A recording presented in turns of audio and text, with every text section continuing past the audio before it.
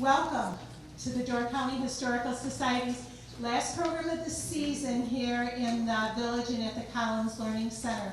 I'm Trudy Herbst, the Executive Director of the Door County Historical Society, and we're glad that you're all here on this beautiful Sunday afternoon to just partake in a little bit more of our Door County history.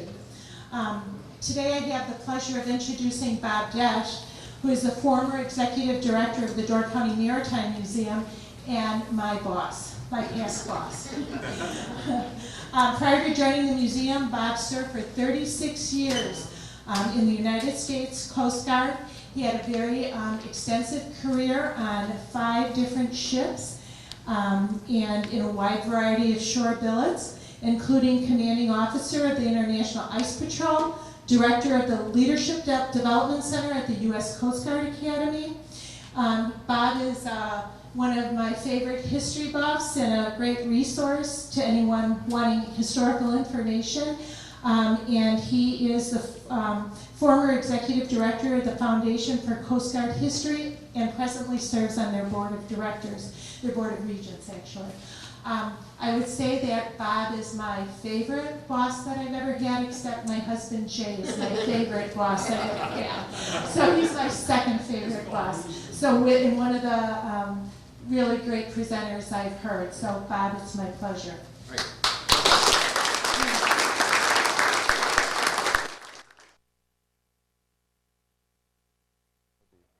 Oh, look at that. So you guys will actually be able to see the slides. It's perfect.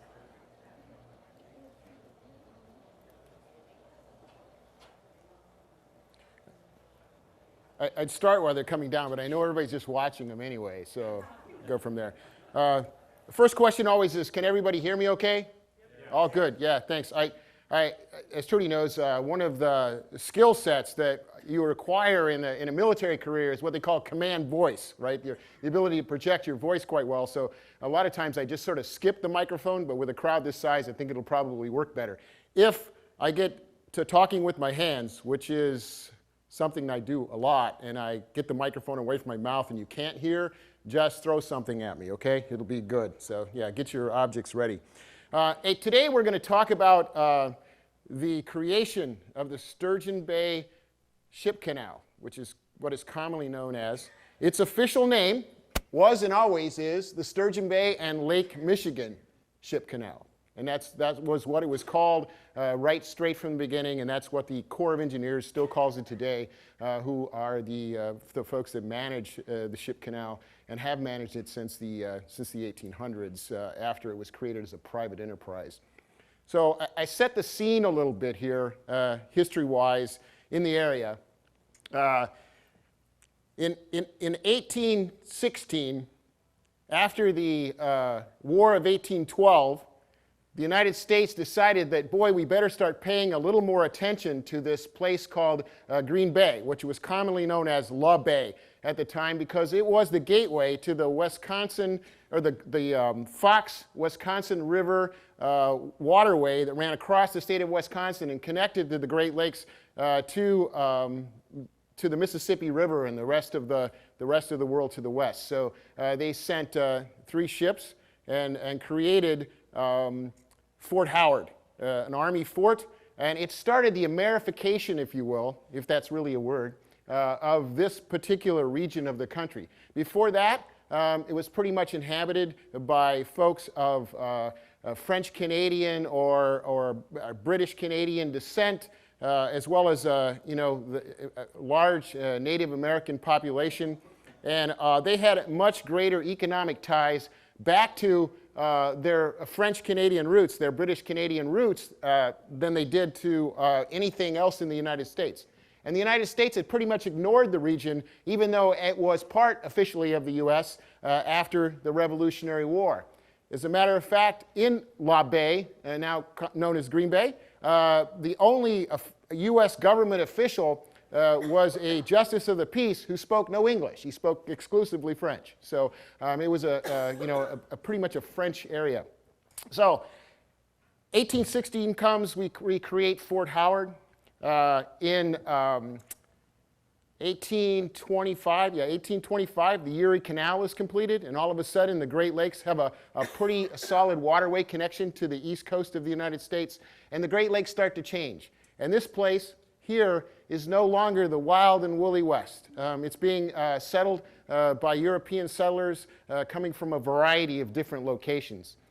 In 1862, the Erie Canal is expanded, and larger vessels with more cargo can get through, and all of the communities in the Great Lakes are growing rapidly. Milwaukee, Chicago, Cleveland, Toledo, Pick a City are expanding immensely, and the lumber and stone resources that were in this part of the world were incredibly valuable to this expansion of the nation. Geographically, there was an ancient strait. The geologists are pretty certain that what we now know as Sturgeon Bay was a strait that ran completely through the peninsula, and the northern part of the peninsula was an island, much as it is today. But Lake Michigan is an aggressive and sometimes whimsical excavator. It moves a lot of product around, a lot of sand, a lot of dirt, a lot of stone. Billions of square feet or cubic feet of sand have been, crushed limestone sand, have been moved from this side of the lake over to the other side of the lake to create all those beautiful white sand beaches you see along the Michigan coastline. So the lake, being the lake, decided that maybe he didn't like that strait that ran through the middle of the Door Peninsula, and it filled the one end in, the lakeside end in there. So when you look at this stretch right here, try to imagine that that was completely unbroken, that the lake had completely filled that in over the years. So when the Native Americans who moved from somewhere else in the continent, and especially when the Europeans started showing up here, that was just the bay that we vision, and this it pretty much terminated right about there. And so right down here is an 1865 survey of the Bay of Sturgeon Bay. And I'll stick that back up in the back after we're done, because obviously it's way too small for you to see right now. And you can kind of get a picture of what the bay was like in 1865 before all of this set out. Trudy has listened to this many times. When you look at the maritime history timeline of Door County, my opinion is that the building of the Sturgeon Bay Ship Canal is the biggest, darkest tick on that timeline, that mark on that timeline, because it really changed everything, particularly for Sturgeon Bay, but for the Door Peninsula as a whole, because it once again made the northern end of the peninsula an island. And it set a personality for that area north of the bay that still exists today. It became what it became because of it. So we're gonna learn a lot about this thing today, and in my opinion, it's one of the most important things that ever happened here. See if this works. There we go. It was the brainchild of an individual named Josey Paris. Those of you who live in the area probably have heard of Joseph. He was quite literally the father of the Sturgeon Bay Ship Canal. Josey Paris was an Englishman. He was born in England in 1813. He immigrated to the United States in 1849. He arrived in Sturgeon Bay in 1855 after a few years in the New York area. He was a man of means when he came, married, had several children at the time when he moved this way. His wife would pass away in 1859, and he would remarry and have more children. I think the total was 10 by the time he was all done. He was an innovator. He was well educated. And the biggest thing is he was a man of vision. I mean, he's one of these guys who could see the future and would have the fortitude to set out and change it. He had tremendous impact on this particular part of Wisconsin. I mean, he started the Advocate newspaper, which still exists today. He was the county's first county clerk. He was a state senator who served this area. And he was the visionary that said, we can cut a slot, we can cut a canal through that isthmus and completely change what Sturgeon Bay is, and we can make it more efficient as far as shipping product from Green Bay, the very important ports of Green Bay and Peshtigo and other places where lumber was moving to those East Coast ports, or Eastern Great Lakes ports. He didn't have much success in the beginning. He almost instantly after he got out, he kind of started fostering the idea, and in 1860 he really kind of started to push the idea. But most of the folks that were living here weren't folks of means or vision. But things really kind of changed with F.B. Gardner who had created a sawmill in Little Sturgeon and also had one of the earliest shipbuilding operations in the area. He got on board. He said, this is a really good idea. And so now you've got two men of vision and men with the fortitude to try to keep things moving. So in 1864, Harris gets elected to the state senate. And now it gives him a political platform to work with, a PowerPoint to work with as far as trying to push this forward. And he kind of gets the state on board. And he creates the corporation that would be, the organizing element to forward his vision.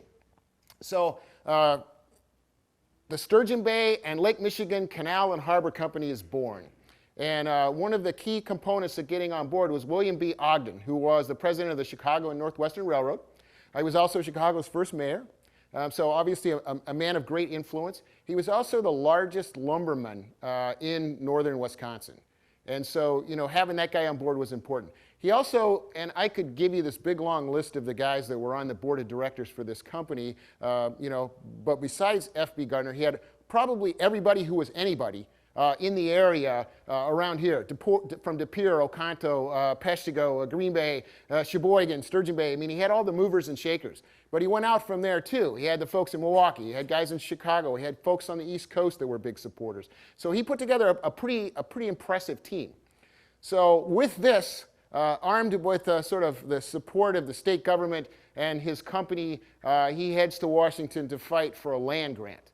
Now, how many folks know what the land grant program was? Anybody? Hands up? Like the University of Wisconsin in Madison is a land grant university. And the way that worked was there were billions of acres of property that belonged to the peoples of the United States. It was just the property of the government, right? And as civilization, if you will, and political entities move west, they try to find ways to put this land into private hands for economic benefit. And of course, the Homestead Act that would come in the 1860s was probably one of the most well-known divisions of those public lands. But the way a land grant works is that you go to Congress and you get designated a certain number of acres of land that then you can use as collateral, if you will, to garner investors to move whatever this good of the people's project is forward. And so how your investors make money is then you are allowed to sell that land off and return their investment. So he heads off to Congress, and this is a historic document. It's 4 pages long. This is the first couple of pages. I'll flip to the other one. I don't expect you to read it. Basically, he has this pamphlet printed up, goes to Congress, knocks on all the doors, visits all the congressmen, in particular the Wisconsin delegation in Washington, D.C., with this list of facts that says this is why we should do this. There's the second page, so I guess 3 1/4 pages, to sell his case. So he's looking for 200,000 acres of property, okay? That's a lot of land, right? 200,000 acres.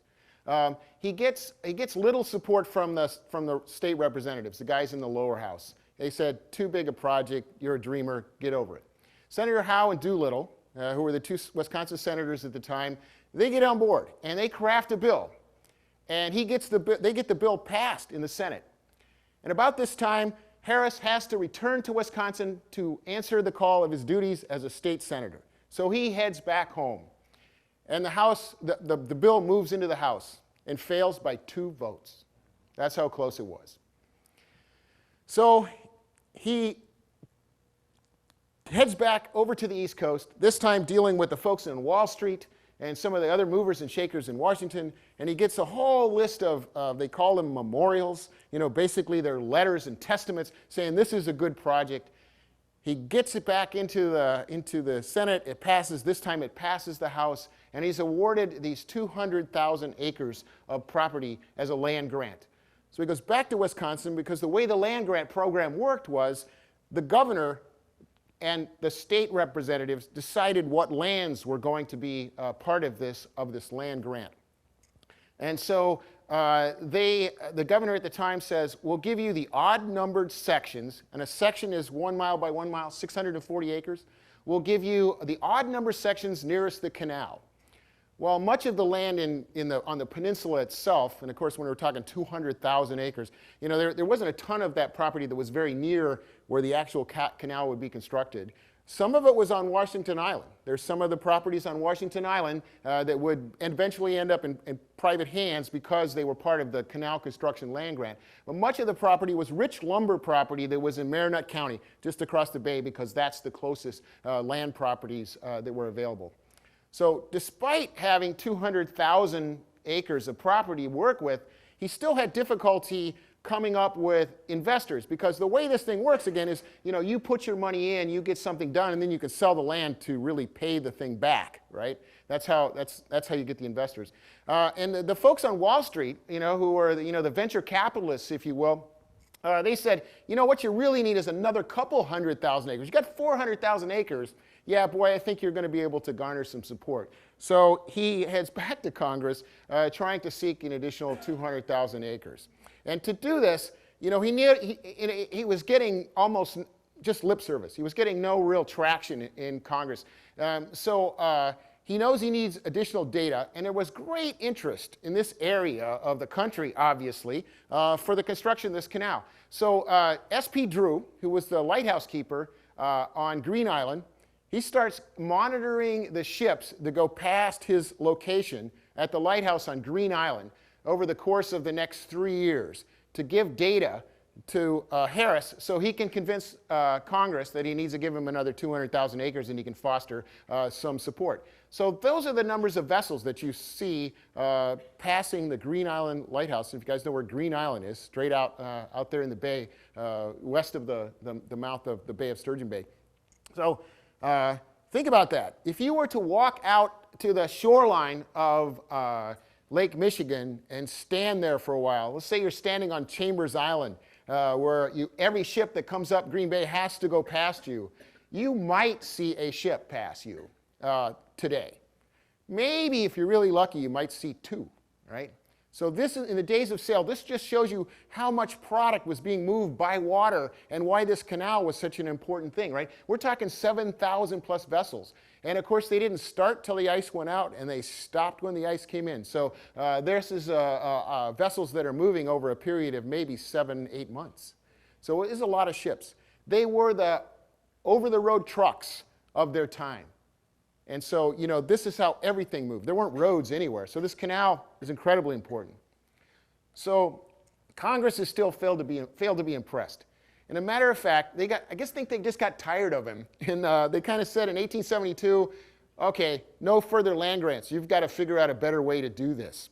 Well, right from the beginning, there was also an interest, a genuine interest by the Corps of Engineers and by others in government because this was such a rugged stretch of coastline from the time you got away from, say, Algoma, which was a mediocre port of refuge, or Kewanee, which was a little better port of refuge at the time, all the way up to Bailey's Harbor, right? If you're a sailing ship caught in a storm or you screw up and miscalculate the wind, there's no place to run for cover. So there was some interest in other elements of the government in a port of refuge.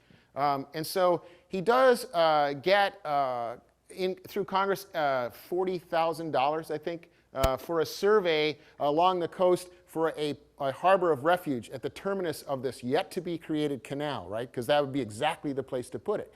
Because, you know, he could run into the canal after that. So he gets the money for the Port of Refuge survey, which would include surveying the lands for the canal. And they kind of pick a spot, and they estimate the cost at about $500,000, at about $500,000 to create this canal and this port of refuge. And so, you know, armed with those monies, he can kind of move out.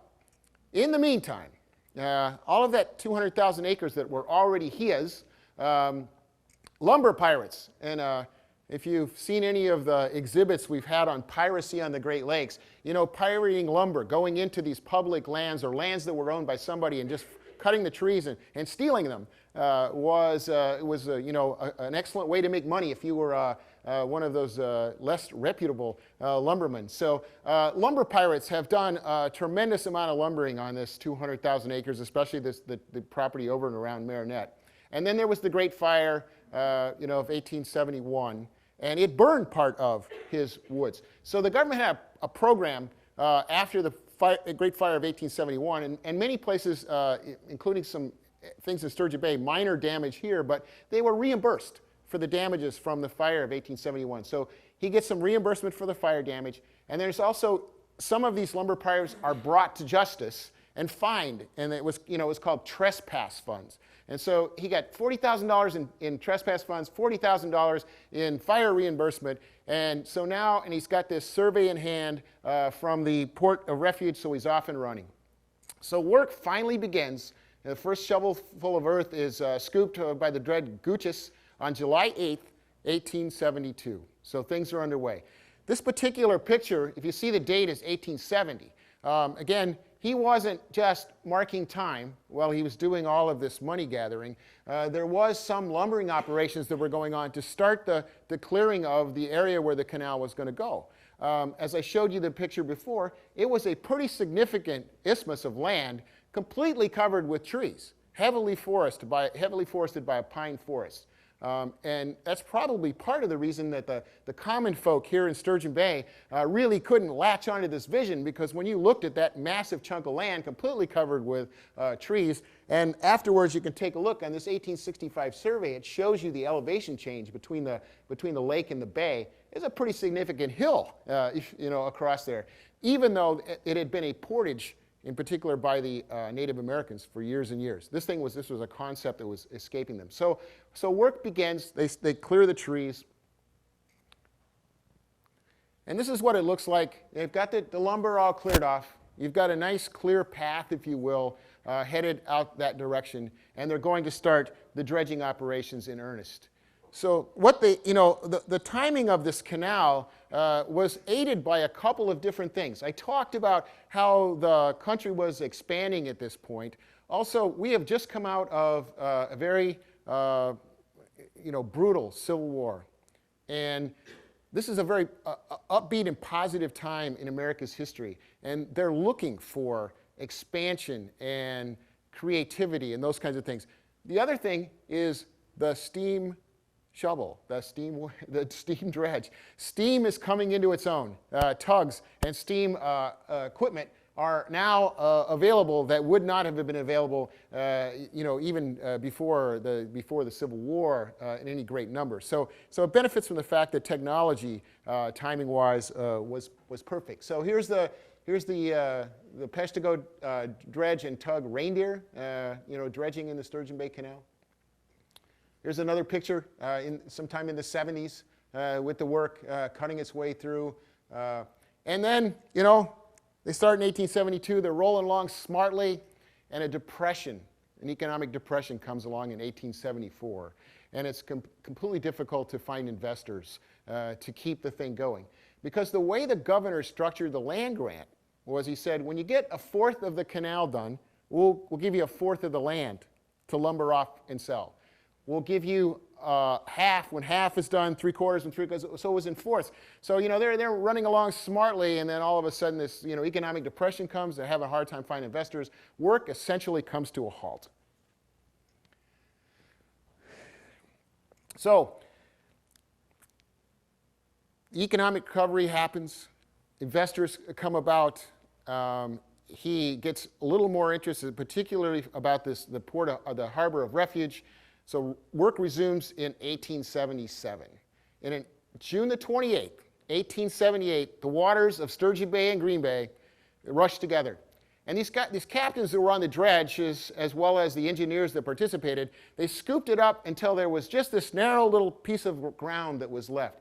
And the senior, or second senior dredge operator takes a shovel and goes out and scoops a hole through that last piece of land. So the water would start to rush through the hole that he's dug to allow Lake Michigan to flow into Sturgeon Bay and vice versa. And of course, if you've ever seen a dam breached, right, the water just rushes through there and takes everything away.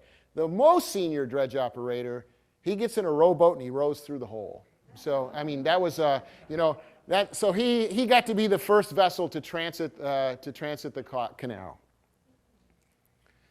So there was a huge celebration. I mean, it's the 4th of July, it's Independence Day, 1878. America has just come out of a brutal civil war. And now you've got this canal, the canal that's going to change Sturgeon Bay forever. So amazing, big celebration on July the 4th, 1878. But there was, of course, a lot more work yet to be done. So the government finally inspects the construction of the canal in 1881 and declares it complete. And there more than 1,100,000 cubic yards of material had been removed at that time, much of it piled alongside the canal, creating that lump right there, that's still there. So if you go out there and stand on top of it, you know, some of that dirt that's underneath your feet is the dirt that was removed from the original canal. Simultaneously, the Corps of Engineers has undertaken the construction of that Harbor of Refuge. So it's an independent project. The Corps got their own dredges out there. They're building the seawalls that would run out into the lake to create the entrance. They are establishing a location for a lighthouse to mark the entrance of that canal. So again, the Harbor of Refuge, a North Pier and a South Pier, located at the end of the canal, 850 feet apart at the shoreline, and extending it out into Lake Michigan, a little over 1,000 feet, before converging to create an entrance that's about 335 feet wide. And if you've tried to hit an opening with a sailboat, right, and we're talking about big schooners coming in there, 335 feet is about as narrow as you'd want to make that bugger, right? I mean, if you're running into a storm, it's a pretty narrow slot to hit. But so that's what it was, 335 feet. And then 2 smaller detached piers, about 150 feet long, extended eastward from the entrance on either side. Those piers, or the future modifications of those piers, are still there. And the reason they did that was they wanted to provide a wave damper, a place for the energy of the seas. As they came to hit that opening, at least some of that would run down the outside of the seawall and not be something that would push you through the hole if you had a sea state running in such a way. So here's some of the wooden structures that are added along the sides of the canal to make sure that the canal banks stayed nice and stable. One thing, I said earlier, that was filled in by nature. This isthmus had been created by the lake, and it was, primarily sandy, very, very sandy soil, right? I mean, it's mostly sand with dirt and stuff in it. When there obviously was some other components in there besides sand, or all those pine trees wouldn't have grown, right? So it was fairly soft, which is a good opportunity. One, it's a narrower strip because it's at the terminus of the bay, of the Bay of Sturgeon Bay, and it was softer sand filled in by the lake over, in ancient times. So it's a soft material to deal with. It'd be a lot harder if the thing had been, limestone, and you had to blast your way all the way through the thing. So that, that worked to the benefit of the construction as well. So here's the Canal Facts at a glance, right? Begin in 1872. The waters are connected in 1878. Full operation of the canal commences in 1882. Length 7,400 feet, right? A little over a mile. Canal width 100 feet. Canal depth, 22 feet. Pretty spectacular stuff. Total cost, about $291,000, $291,500, if you will. So, hey, pretty good bargain, right? I mean, what could you get today on a construction project of that size for $200,000? You could get a nice 3-bedroom house, maybe, right? I mean, that'd be about the end of it.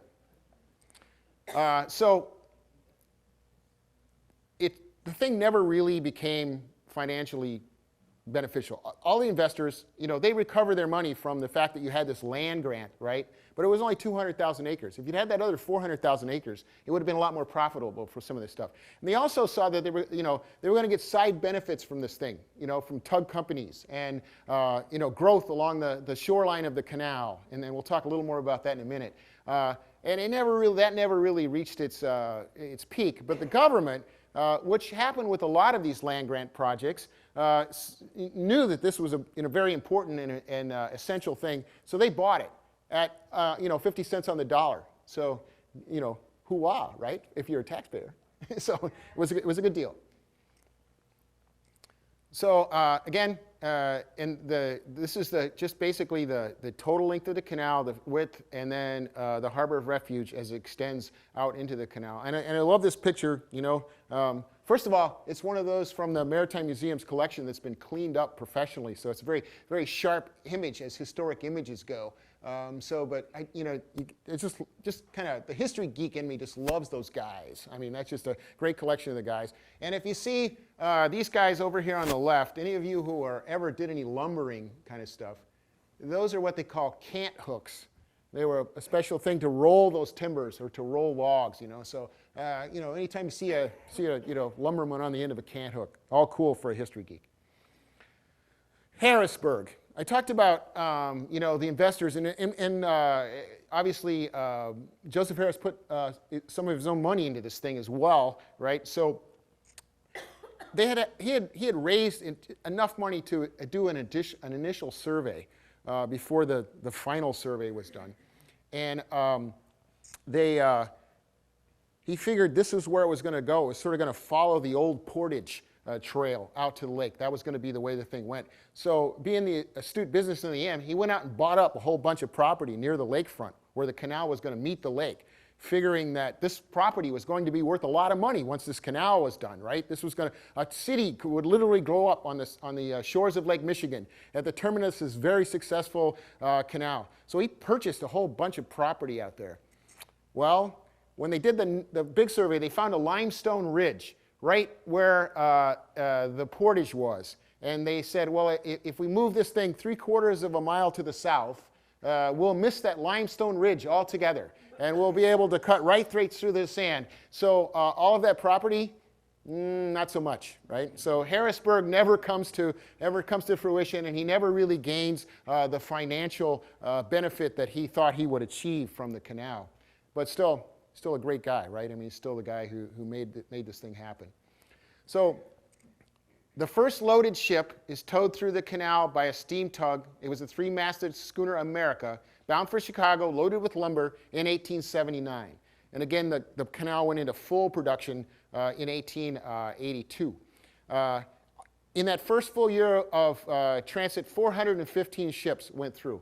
And a lot of that is just from the fact that you're getting the infrastructure, the steam tugs, and all of the other things in place and ready to go. And shipping companies didn't know about it, right? I mean, they've been communicated, but nobody was really exactly sure about this canal thing, right? So everything kind of catches fire. By 1892, 10 years later, 4,000 ships in the course of a shipping season are moving through the ship canal. So here's another one. Go stand on the bank of the ship. Take lunch because you might need it. Go stand on the bank of the ship canal with a good pot of coffee and a lunch and maybe a pup tent, and wait for that ship to come through to see a ship transit the canal. You could be there a really long time. I mean, there's just many fewer ships. Imagine this. You could go out there any day, and there would be ships transiting the canal. Multiple ships, huge, beautiful Great Lakes schooners, 2- and 3-masted schooners. So the steam tug guys and some of the investors opened steam tug companies. The deal was, hey, we can charge to tow these things through the canal because you would have to have absolutely ideal sailing conditions to sail through this narrow little slot. So I will tow you through with a steam tug. And but the ship owners, and most of these were independently owned vessels or a company that owned a series of vessels, the old captains, they're pretty shrewd. They get together and say, well, if we tie ourselves together, we can make these guys tow a bunch of us through.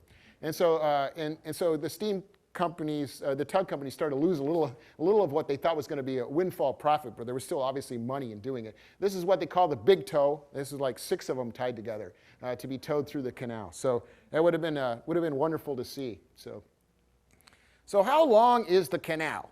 This is one of those great debates, right? It's like, how long is the canal?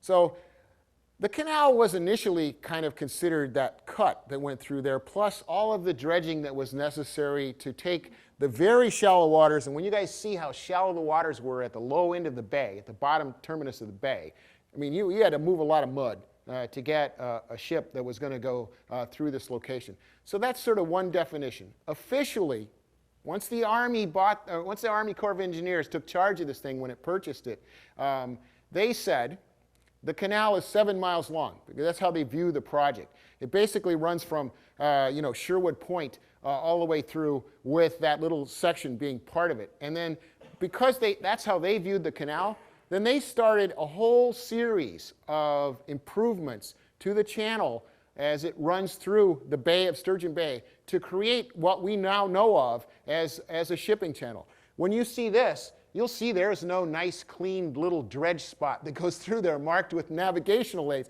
No, man, you had to be a captain who'd been through here before and knew how to pick your way down the bay. So once the Corps says the canal is 7 miles long and we're going to improve all of that trail, that's the official length of the Sturgeon Bay and Lake Michigan Ship Canal as the Corps of Engineers owns it. So I'll leave it all to you guys over an adult beverage to argue what really is the canal.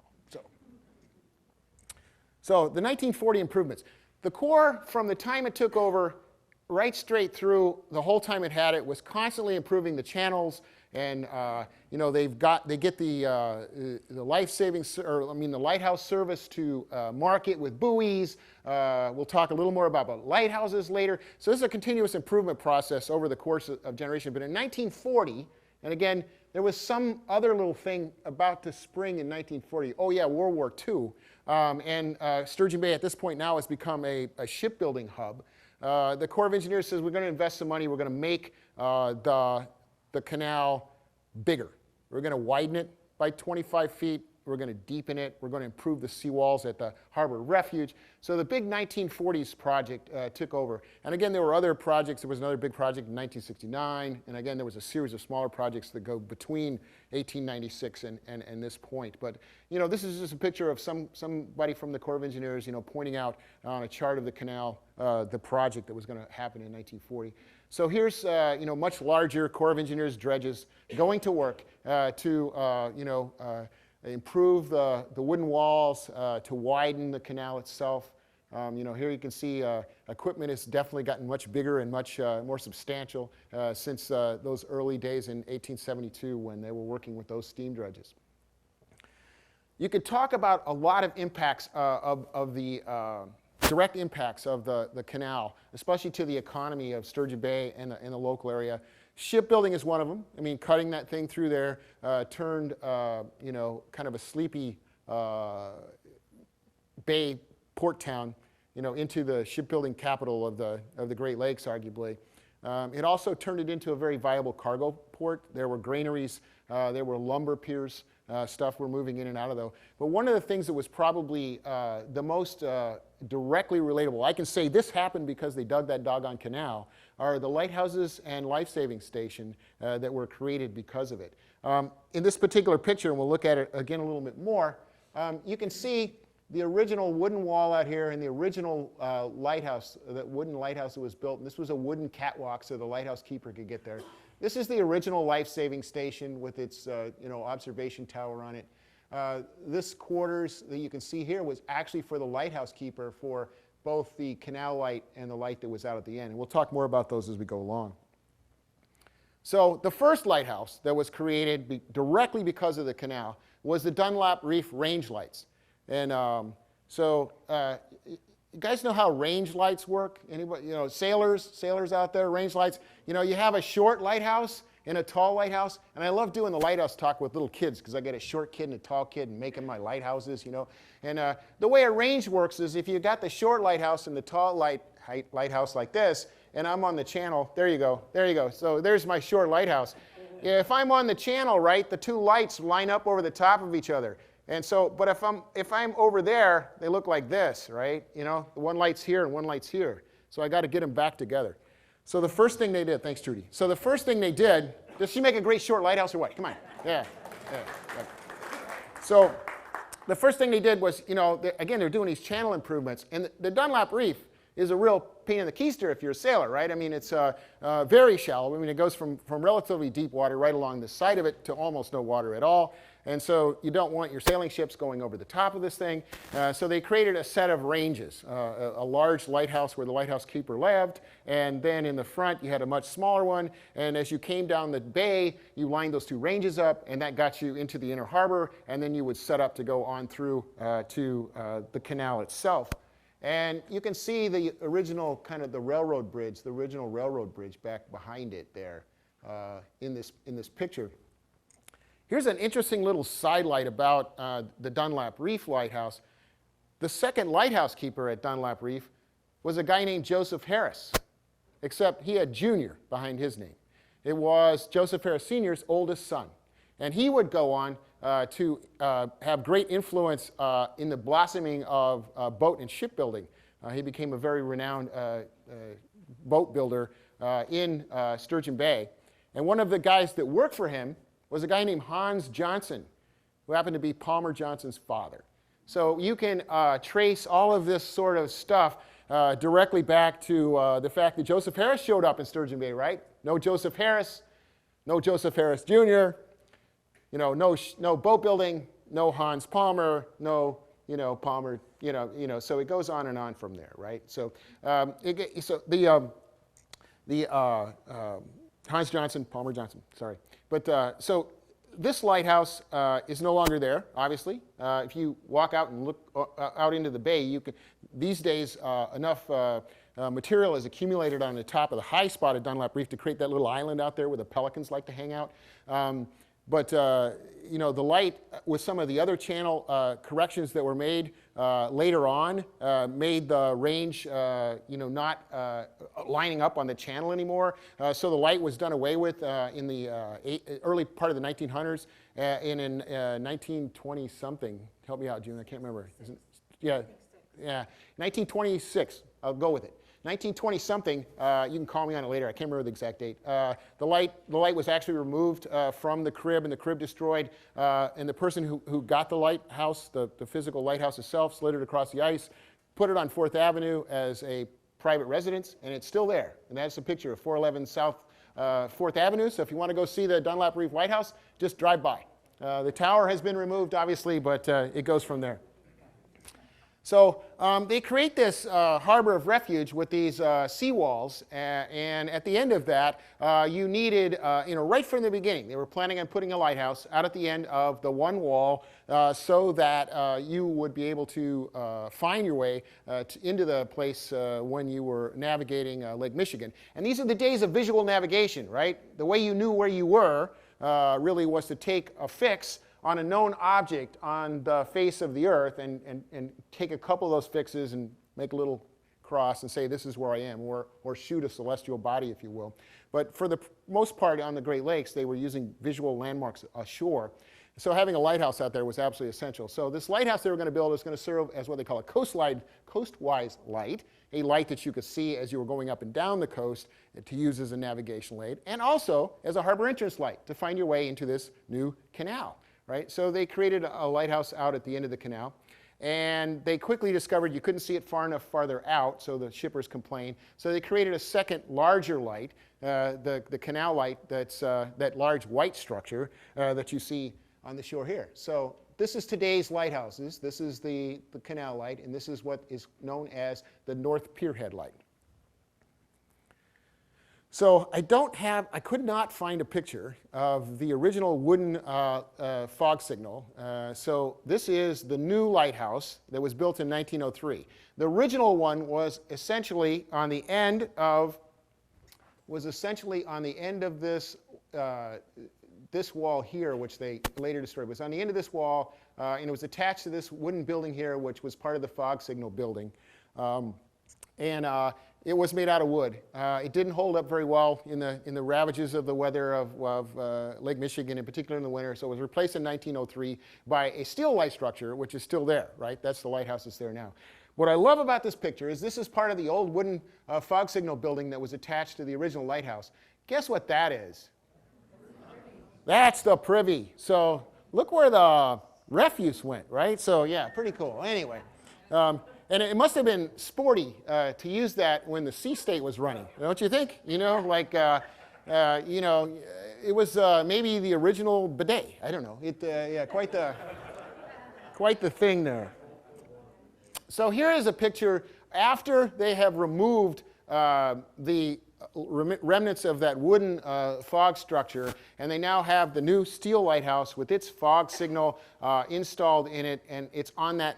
It's now they've taken away that little wooden wall that connected the original seawall to that wave dampening wall that they've built, and you still have the catwalk. And at this point, this is later on in 1913, and they've replaced the wooden catwalk with a steel catwalk. That catwalk is still there, so that runs out and across, and we'll see a couple more pictures.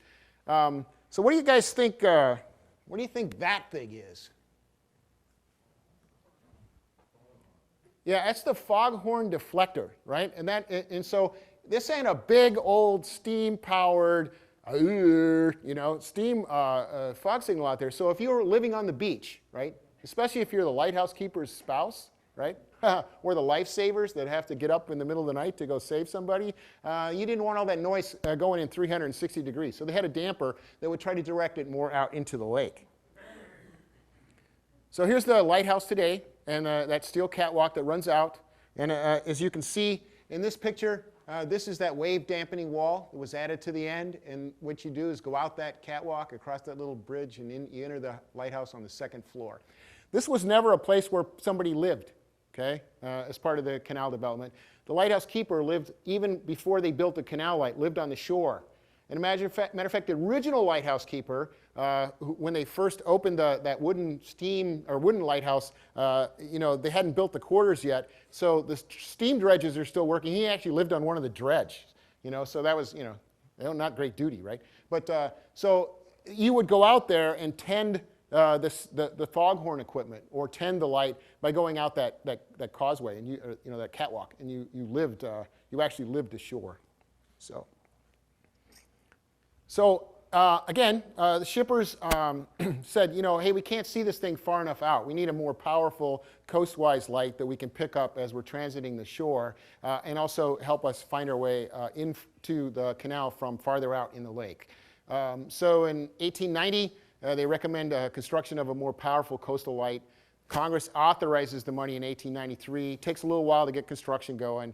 The light is unofficially illuminated in 1898, and they found that there was massive vibration in the tower. I'll show you some images here in a second as to why that might have been a problem. So this is the original light structure, and it basically looked just like this, right? Well, in the howling gales that sometimes strike Lake Michigan, she vibrated. And you've got a classic Fresnel lens, made out of glass, up there trying to rotate on a clockwork, right? Didn't work real well, So that's the first thing they tried, at the end of 1898 was cables attached to concrete structures embedded in the ground. That stabilized a little bit, but it's not good enough. And then by 1903, they had this current tower structure in place. A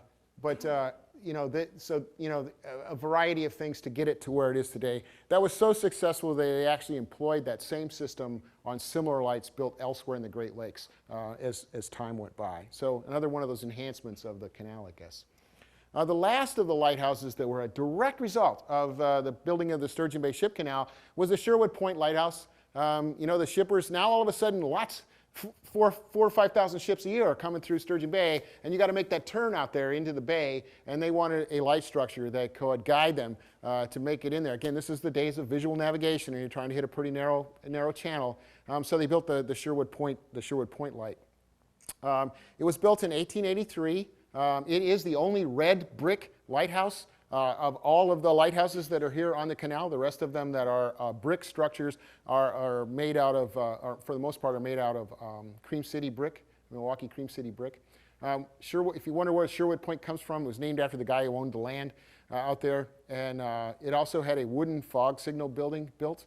And it was famous for being the last manned, the last staffed lighthouse on the Great Lakes. It was not automated completely and the crew removed until 1983, and it is still a military recreational cottage. It's still the property of the United States government, managed by the Coast Guard, and guys who are on active duty or retired, no matter what branch of the service, can actually rent it as a place to stay when they are on, R&R. So a good deal.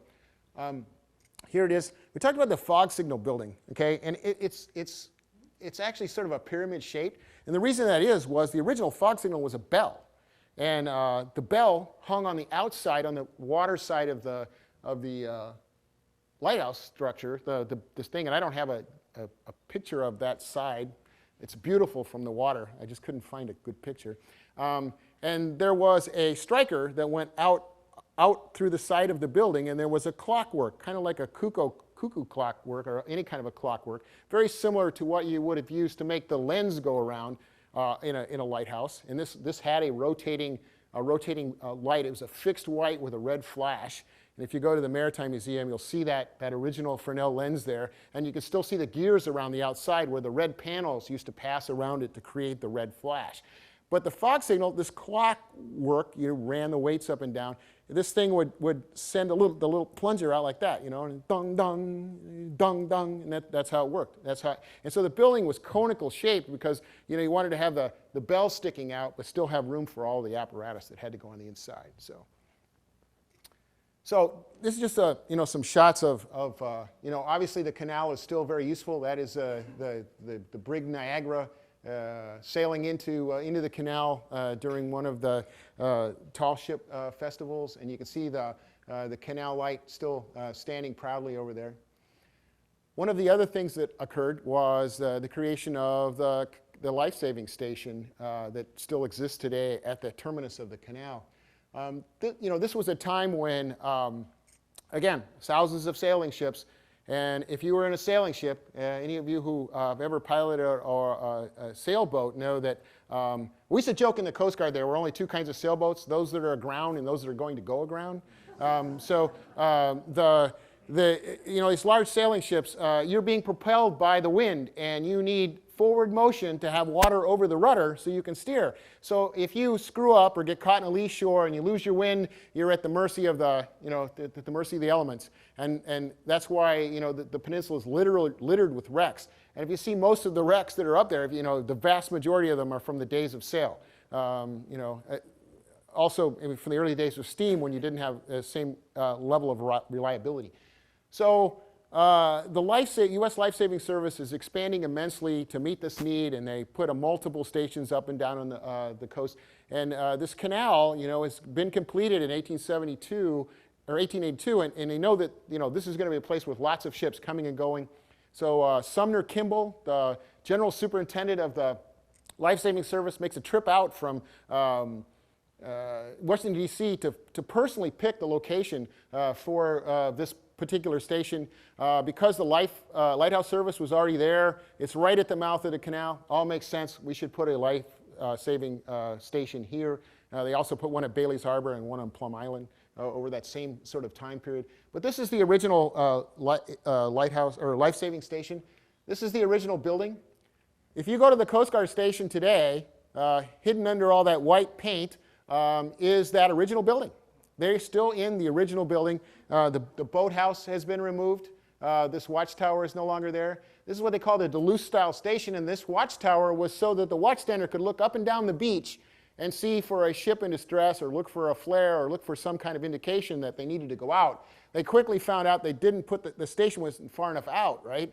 And so they built a second watchtower that was a little farther out so they could see down the beach better. Again, that station, it was commissioned in 1886. It's still in operation as a Coast Guard station in exactly the same location as when the canal was completed. So another direct impact of the canal. This is the station today. So is the canal still used today? Absolutely, right? I mean, anybody who's been caught by the bridges know the canal's still used today. But mostly by small boat traffic and smaller vessels. But we periodically have a large ship come through the canal. And primarily it's because they're en route to Bay shipbuilding for repair or something like that. You see a huge number of them come in through there in the wintertime because it's a much less arduous transit to come down there as far as fighting the ice as trying to go around through the top and come in from the other way because the ice builds up pretty badly out there in the bay. So you can kind of see what one of these great big lake freighters looks like, trying to fit into the canal.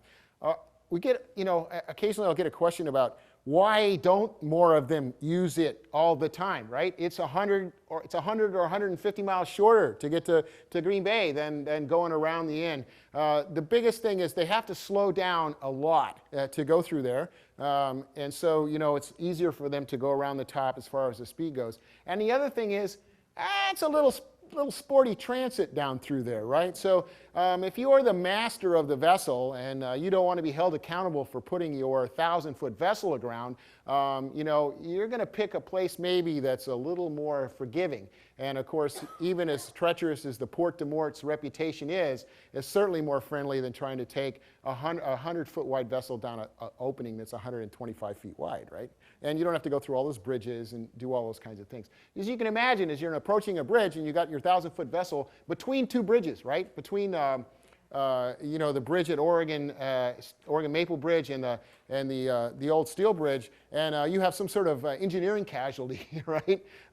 Not a good thing, Probably won't read well on 60 Minutes, where they close down 2 out of the 3 bridges, Not a good thing. So anyway, that's why they don't do it. But that's the Paul R. Tregurtha, the largest vessel piloting the Great Lakes today. She's 1,013 feet 6 inches, which is as big as you can get into the Po Lock. That's where it's there, and a width of 105 feet. This gives you another one so you can see the canal side. When they talk about 125 feet, it's actually wider than 125 feet at the top of the wall. The 125 feet is based on where the channel goes, and the channel does not go completely straight down, right? There's some sloping at the bottom where the sheet pile meets the bottom, so that's where the 125-foot width comes from. So we'll never be able to get into Josey Paris's head and know the motivation. But History Geek, I truly believe this was the era of the canal, right? I mean, I think he was definitely inspired by the opportunities, right? The Welland Canal, which connected all of the rest of the Great Lakes to Lake Ontario, which connected it to the St. Lawrence River and further on to the sea, was completed in 1829. So he's seen the successes. That changed shipping in the Great Lakes forever. The Suez Canal opens in 1869. The Panama Canal begins construction in 1881 by the French, although it didn't get finished. They gave up because of disease and of the folks who were down there working on it, as well as some financial issues, and it really wasn't completed until the U.S. got into it in 1904.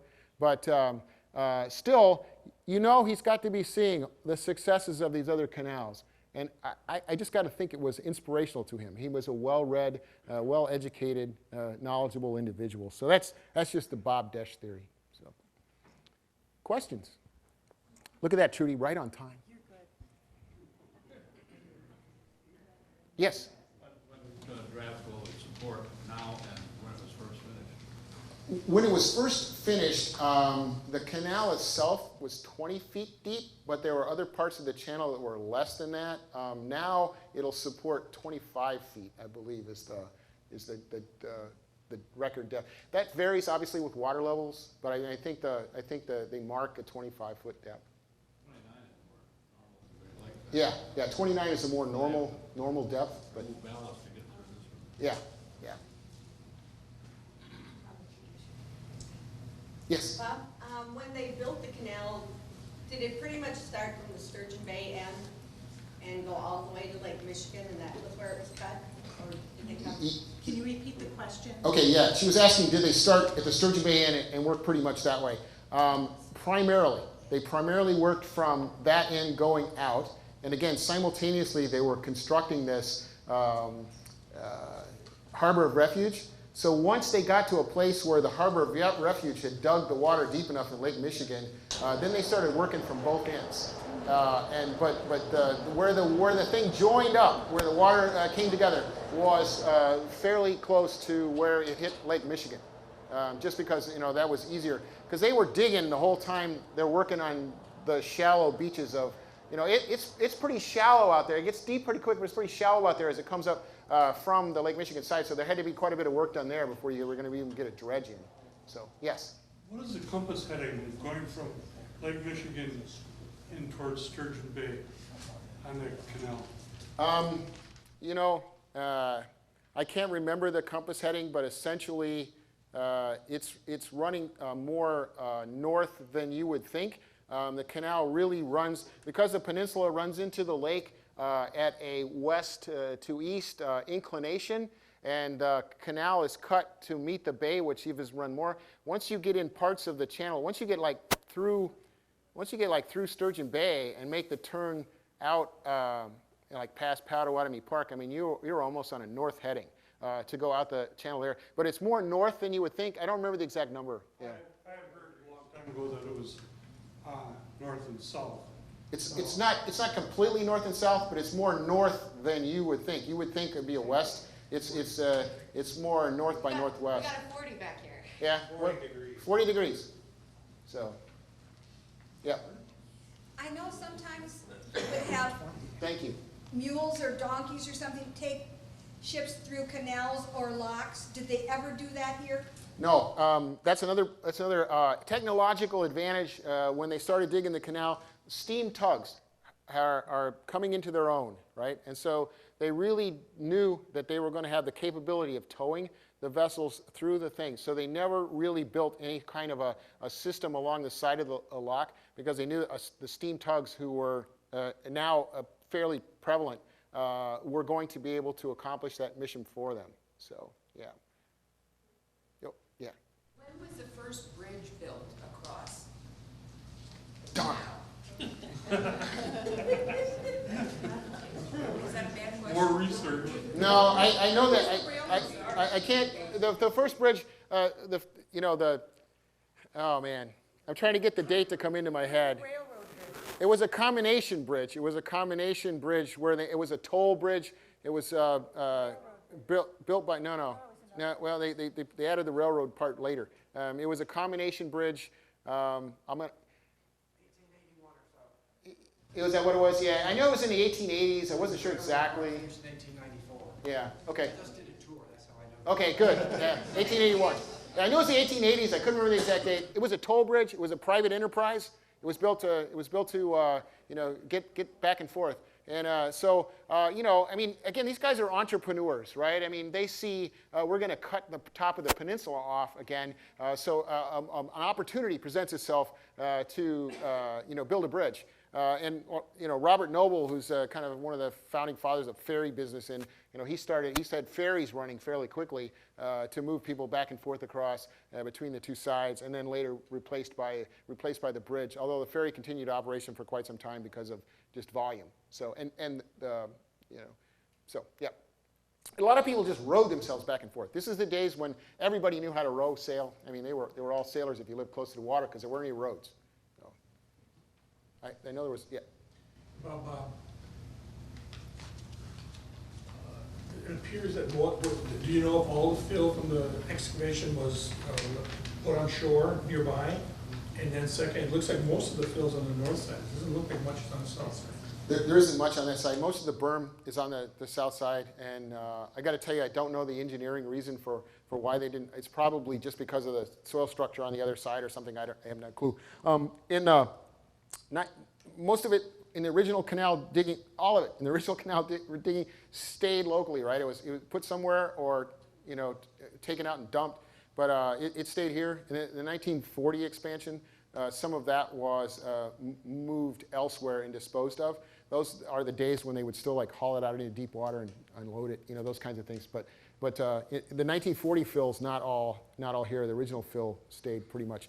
The primary the log cabin that was sort of the headquarters for the canal operation is still on the banks of of the canal out there. It's just a cottage along, I won't mention who owns it because I don't want you calling him or anything, but yeah, it's still privately owned. It's still here. Yep. Part of that building is at the farm. Oh, okay. Yeah. The workers lived in that building. It's a long building. Right. Yeah. I mean, there were several quarters buildings, if you will, but one of the like I said, the primary office building, engineering building, is still in the same location it was when they built the canal. It's out obviously toward where they were doing, the digging operations. Again, we'll put this chart out. When you guys see how shallow the end of this bay was, you can imagine how the work necessary just to get the dredges, get a channel down to where the dredges could start working on the real serious dirt, where they'd move the trees, and you saw the trees as they went away. So it was a heck of a project, and again, the admiration I have for Josey Paris and his his ability not to give up, because lesser men would have walked away from this project with all of the resistance that he had. But quite a guy. Yes. I understand when we're listening to you that much of the wood that came to the pilings came from Marinette area. That came the Desh to go fire. You have, what knowledge do you have, where did that wood come from after that? Some of my findings is that it came from around Forestville. The wood around the pilings, and it was floated down the Anapee River and then barged along Lake Michigan to the village. Now, I don't know if is that accurate? Or? Yeah, the wood for the pilings, for the walls. When I was talking about the property in Marinette, that was the land grant stuff. This was lumber that was being lumbered for sale elsewhere. I suspect that any place you could get high quality lumber, they were purchasing the lumber for the piling. But there were lots and lots of very heavily forested areas in this geographical area. So what we know of as farmland in southern Door was completely heavily forested. So undoubtedly, and I don't know exact locations, undoubtedly the majority of the lumber that was used for the pilings and the structure that created the walls was acquired locally, if at all possible. And they would just go out and lumber off a stretch of land. All this nice open farmland we have in southern Door and Kewaunee County, it was forest for the most part. So, there was plenty of trees to go around. But the wood over in Marinette County, this was the property granted for sale. So you would sell this to someone for the lumbering rights, as well as they did some lumbering off of themselves. But it was to raise money for the construction of the canal, not so much lumber to come here. And as you said, in 1871, a huge section of that got burned off in the Great Fire of 1871. So that wood would no longer be, prime for construction operations. Long answer to a short question. Sorry. The red lighthouse at the end of the canal, the one we call the Foghorn. Yeah. About a year or two ago, we heard that was being sold and to a private a purchaser in, I believe it was a gentleman in North Carolina. But we've never heard after that what his plans are for that building, and what is, do you know anything about what's going on there, or how he's maintaining it, or what the plans are for the future? Yeah, I don't know. There are several other examples of those lighthouses going to private ownership. First of all, he faces a whole raft of historic restrictions about what he can do with the property. There is a similar lighthouse in a similar location, or in a kind of a similar setup in Ohio, and purchased by a private owner woman, and she's slowly converting it to a residence, right? And so, but she's facing some of the same situations he'll face. No water, no sewage. So he'll have to, over time, and he has to present a plan. What am I going to do with it? How am I going to go about doing it? And I've kind of been watching this one over in Ohio just because it's interestingly similar, and so outside of Fairport, Ohio.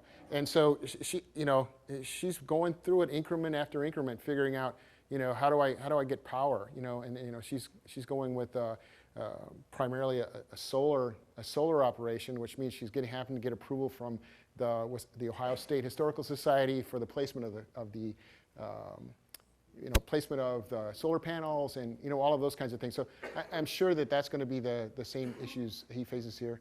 Yeah. It's a foghorn, so will the new owner have to operate the foghorn? He won't operate, the foghorn operates automatically, the light operates automatically, so he can't do anything that would impede that continuing to operate. Yeah, the foghorn will still be there, and the light will still be there. And You don't hear the foghorn light? No. If you guys know, they're triggered by need.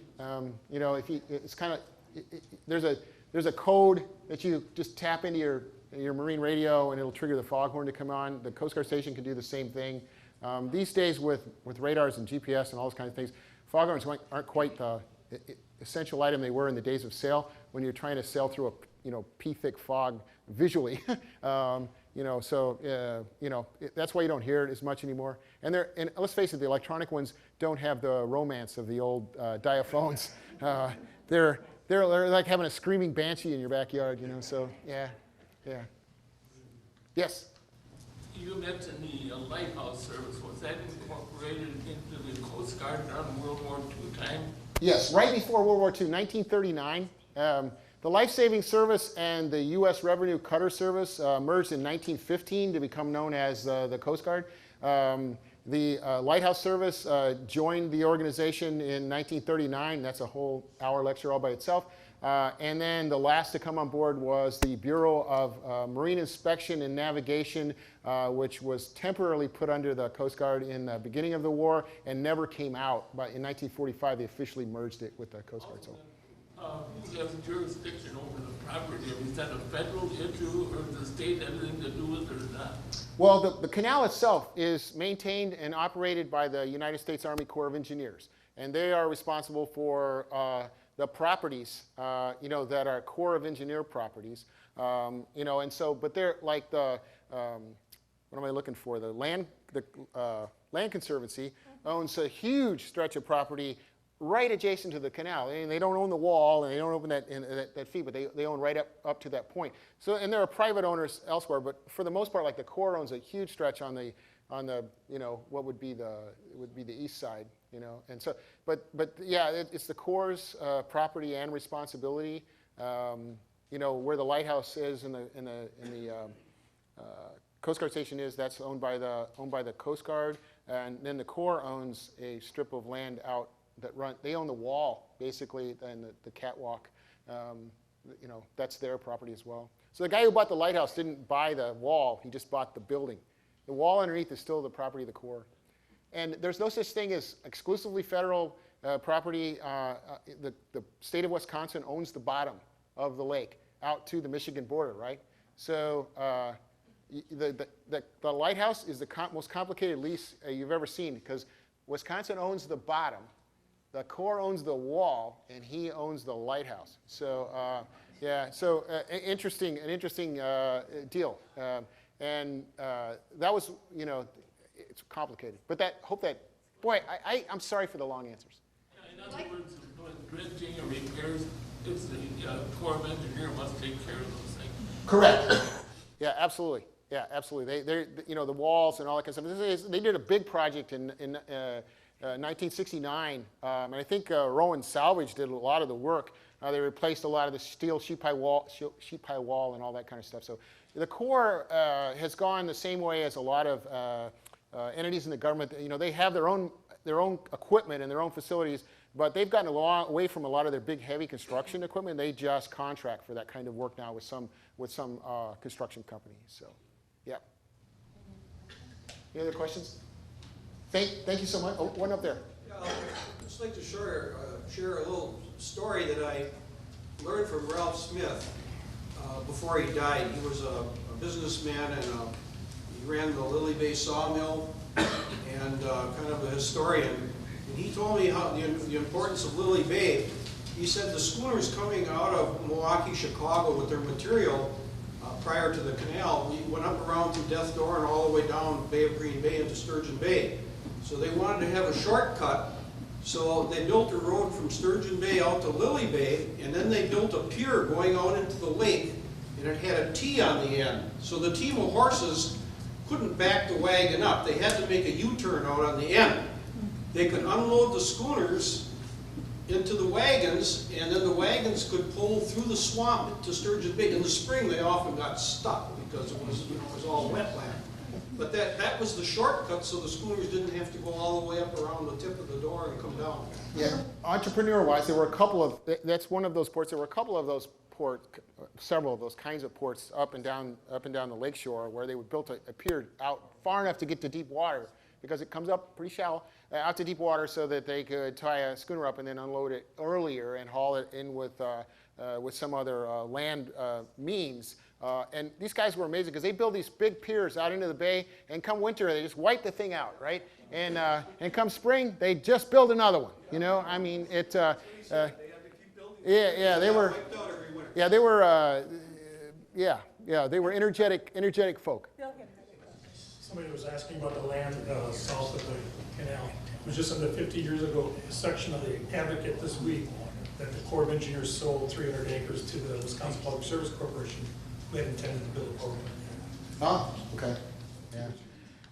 Right. One last land grant trivia thing, right? You know, so again, there was literally millions and millions of acres that were the property of the peoples of the United States all over the place. One of those properties was Cana Island, right? So Cana Island is granted to the Bureau of Land Management to the United States Life Saving Service for the construction of the Cana Island Lighthouse, right? And so in the way the charter is written, it's like the property of the Life Saving Service, and then of course when they merged it became the Coast Guard, into perpetuity or until such time as they no longer need the property to operate the lighthouse. And it goes back to the Bureau of Land Management and becomes part of the property of the peoples of the United States. So, you know, when the property was transferred to the county of Door back in 2006, is that right? 2006? That was really kind of the first time that sort of officially that became part of Wisconsin, right? I mean, before that, it was the property of the peoples of the United States. So, so there's still, you know, it's a little more complicated than that, but it's kind of one of those cool trivia things. So, yeah. So, but yeah, land grant. There's still the Bureau of Land Management still manages millions and millions and millions of acres of property that just belongs to you and me. So.